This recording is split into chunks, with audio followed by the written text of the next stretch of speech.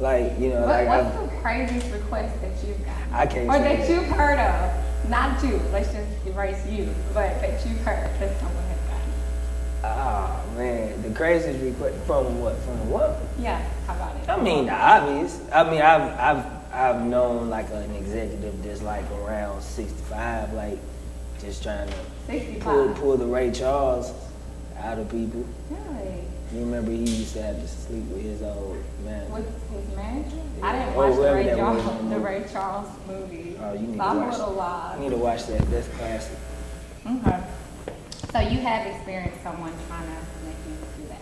Cool. Yeah, or just anything. Like it's really not about just the sexual aspect. A lot of stuff is just really crooked as far as who gets what cut. Like publishing is real popular now, and that's one of the reasons why in my new I'm out of that deal now. And, so how did you end up getting out of your deal with Block Entertainment or Bad Boys just Out? I mean it was pretty easy because of the breaches involved in my contract. Like it's pretty easy, but it just took my attorney. What like, was just the really- straw that broke the camel's back when you really decided that you needed to get out? What was it? When I had that record and it got really big here for somebody who was doing it themselves. I'm talking about I had no help. I didn't have a team. I didn't have no 5-6 people helping me. I didn't have no investor.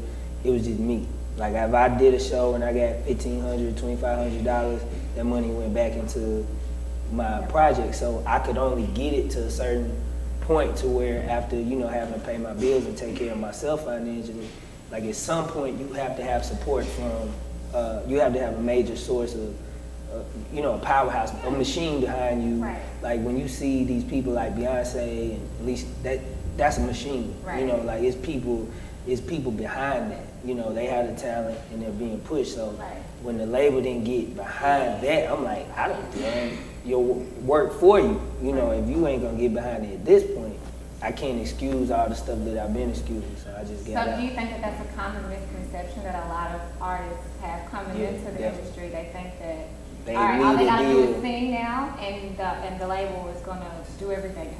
Yeah. Sing or rap, whatever. Yeah, first of all, that's not gonna happen. Second of all, it's so easy to get a deal. Like, that used to be what I was so interested in when I first started doing music. Like, if I just wanted a deal so I could tell people, I'm signing Universal now, oh yeah, I just signed with Interscope. Like, that is just so easy. All I have to do is take a meeting and say, yeah, man, I'm looking for a new situation. I'm trying to come over here because of the history of being involved with a label already and then writing for artists, like they're always trying to, man, you need to come over here, man, blah, blah, blah, I got a new situation. And then a lot of people have independent distribution through major labels now. So many people have situations, you can get a record deal. That's not hard. So what's the main purpose of getting a record deal? Because the purpose is that machine I'm talking about. Right. But it's just not what people think it is. Like, people think you sign the deal, you get the machine, but you got to become priority first.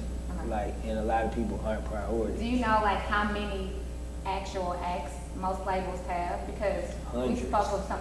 So most of the acts are actually shelved. They're not even put out. Yeah, I was giving you the example of Alicia Keys.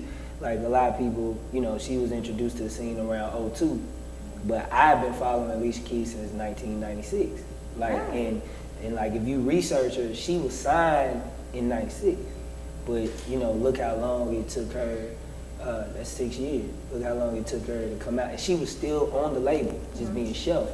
And you would never know that she went through that because of how big, like, she sells more records than any female act, in R&B right now. Even Beyonce, like, worldwide. And so you would never think she went through that shelving process, but that's just part of it. So that's kind of like my hustle now, is I write for a lot of these artists that nobody's ever heard of, that, I fly to New York, write Def Jam, being out in LA with Interscope. So I've been hearing about a lot of people leaving Block. Like, who is this Block character, first and foremost? Does he live here in Atlanta? I want to know a little bit about his background, and I also want to know, because he seems to be the common denominator in a lot of negative situations. Well, I can't speak on everybody else's situation, but I mean, yeah, he's from Atlanta. He's pretty popular. Like, he's more of a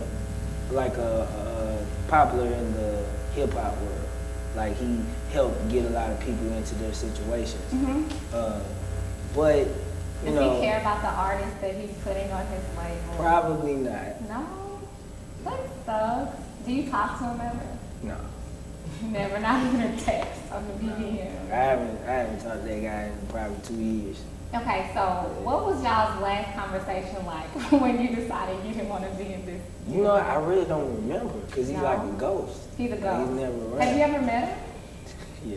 You have? Okay. I mean, you said he was a ghost. So. Nah, he just, you know, it was just kind of like one of those things. I made a decision one day and I just kind of disappeared. And he used to talk to me through my manager. Mm-hmm. He used to be like, yo, he wants you to come up to the studio. And it was like once I left, like the day I left, I never went back. Like, and So I you just left. started Did he doing ever that call for you? years. Like, he didn't want to know where his artist went to all of a sudden. No, what he did, he tried to go give me like 2 other deals, like through 2 other major distributors, and then tried to send the offers like through my management.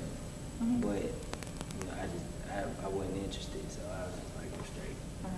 Well, what are you working on right now? Like, what are your current projects consist of? Okay, well, like I was saying, I hooked up with Jock, and Is he on Block Entertainment? no, or Bad Boy he's South? gone from. He's He gone, used to okay. be. So now he's with J Records, and he has a label deal through Jive. So I'm not signed to him, but we just it's more of affiliation. Like I saw him in Walmart, and he was like, Which one? The So I one can Hal know Mill. If I see him. Hal He Mill. goes to that one a lot. yeah, Do you? I actually do. Where's Hal Mill? You don't know Hey, what Hal Kalani Mill is? Station? Yeah. I go to that one all the time too. Yeah. Do you know that That's everything like a- is marked up by you know it's like a club? 75%? It is. And people like dress up to go there. You should go on Saturday. You got to stand And in you see line the to get weirdest in. people. Oh, Yeah. stand in line to get in. Do they charge sometimes? After a certain time? Nah, they don't charge. You just gonna buy more stuff because you gonna be in line so long. Yeah. You it's just the be lines like, are man, very I might as long. well go ahead And they and run do out of money there too. it. Do they? They do. That's sad. I know. And they got a money gram in there. They do. They're supposed to have it on deck. I want to own a Walmart one day though. That's one of my secret dreams, I swear. If you own Walmart is a Walmart, one-stop I'm not shop. doing music no more. I need to be doing what you doing. Because if you Yeah. own one Walmart, That you is probably my gonna be dream. straight. Yeah. You're right. You be super straight. Right. I don't know how we started talking about Walmart, Oh. but okay. Now you were talking about. No, I told you I ran into him at the Walmart, and he like rolled up on me like almost like a robber. Oh wow. Yeah, but he was in this That had to $10 be truck. scary. No, we was at Walmart. There's cameras everywhere. Right. I was straight. But no, he was just asking me what I've been doing, what I've been working on, and I told him, and it was more of just kind of like a little brother type thing. Like, you know, like, look, anything you need, like if you need to use studio, I got a new situation. Like, once you get recording, get some new material. Like, if you want me to take you up to New York, you know, with me and introduce you to the 2 labels I'm affiliated with, you know, we can work something out that's in the best interest of both of us. Mm-hmm. Never put paper in front of me. And I've been recording there for probably about 3 months now, like doing an album. Yeah. So that I could come to the label with an album instead of like just a couple of singles. And so I started talking to Jive, I started talking to Jay, and then I got a meeting with Interscope on the 27th. So I'm really taking my time. Like, I'm not in a rush to get a deal. I'm still doing independent shows like all over the country. I'm going to Japan again twice this year. And I'm just taking it, you know, a little bit at a time and trying to get the right situation.